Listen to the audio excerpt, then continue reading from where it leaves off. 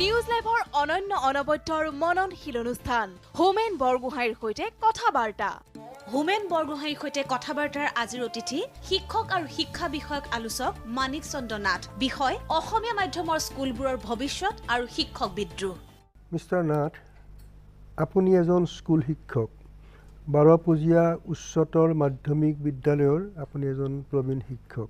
তদুপৰি আপোনাৰ এটা বিশেষত্ব হৈছে এইটো যে আপুনি অকল শিক্ষকতা নকৰি শিক্ষাৰ বিষয়ে, শিক্ষকতাৰ বিষয়ে আৰু বিদ্যালয়বিলাকৰ বৰ্তমান আৰু ভৱিষ্যতৰ বিষয়ে চিন্তা কৰি বাতৰি কাকতত বহুতো প্ৰবন্ধ লিখিছে।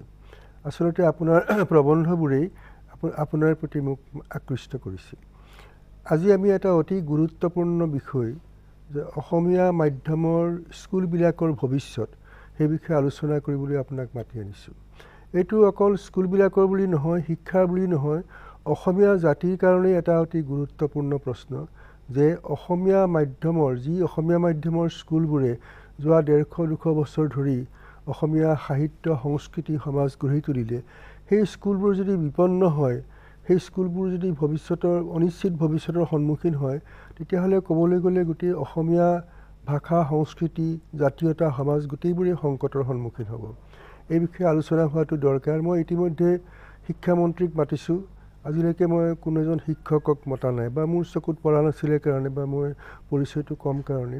কিন্তু আপোনাৰ প্ৰবন্ধবোৰ পঢ়ি মই আকৃষ্ট হ'লোঁ। মই ভাবিলোঁ যে এই বিষয়ে আলোচনা কৰিবলৈ আপুনি এজন অতি উপযুক্ত মানুহ।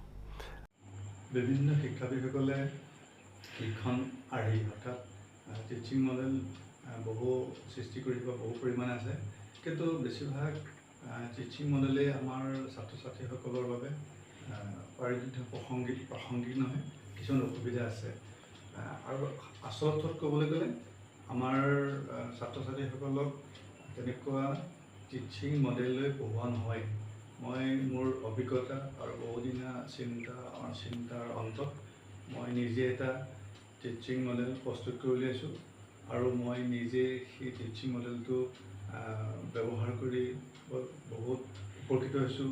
ছাত্ৰ ছাত্ৰীসকলক গণিতৰ বিষয়ত তেওঁলোকক গণিতলৈ উচ্চ চপা আনিবলৈ সমৰ্থ হৈছোঁ, আৰু গণিত বিষয়টো এটা আনন্দদায়ক বিষয় হিচাপে গঢ়ি তুলিবলৈ সক্ষম হৈছোঁ এই টিচিং মডেলটোৰ জৰিয়তে।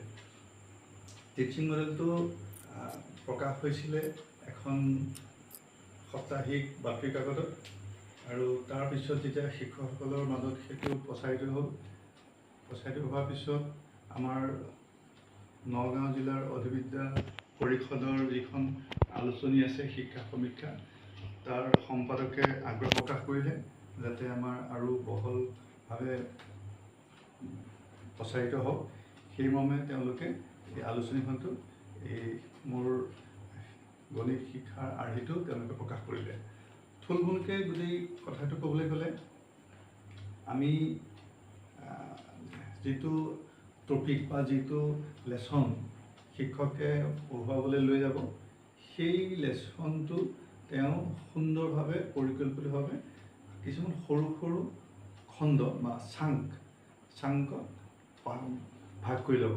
কিন্তু সেই চাংবোৰ কোনো সংলগ্ন থাকিবলৈ, পৰস্পৰ অসংলগ্ন হ'লেও কথা নাই, তেওঁ তেনেকৈ প্ৰস্তুত কৰিব।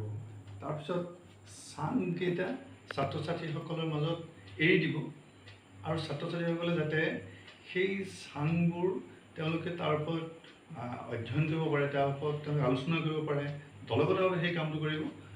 কৰাৰ ফলত তেওঁলোকে লাহে লাহে সেই চাংবোৰ বুজি উঠিব, প্ৰয়োজনত শিক্ষকে সহায় কৰি দিব, আৰু পিছত তেওঁলোকে যেতিয়া গোটেই চাংবোৰ ভালকৈ বুজি উঠিব কথাখিনি, এনেকুৱা এটা পৰ্যায়লৈ গুচি যাব যে তেওঁলোকে সেই চাংবোৰ তেওঁলোকে নিজে চেঞ্চিটাইজ কৰি, নিজেই গোট খুৱাই আমাৰ যিটো পঢ়াব লগা বা টপিক আছে, সেই টপিক তেওঁলোকে নিজেই তালৈ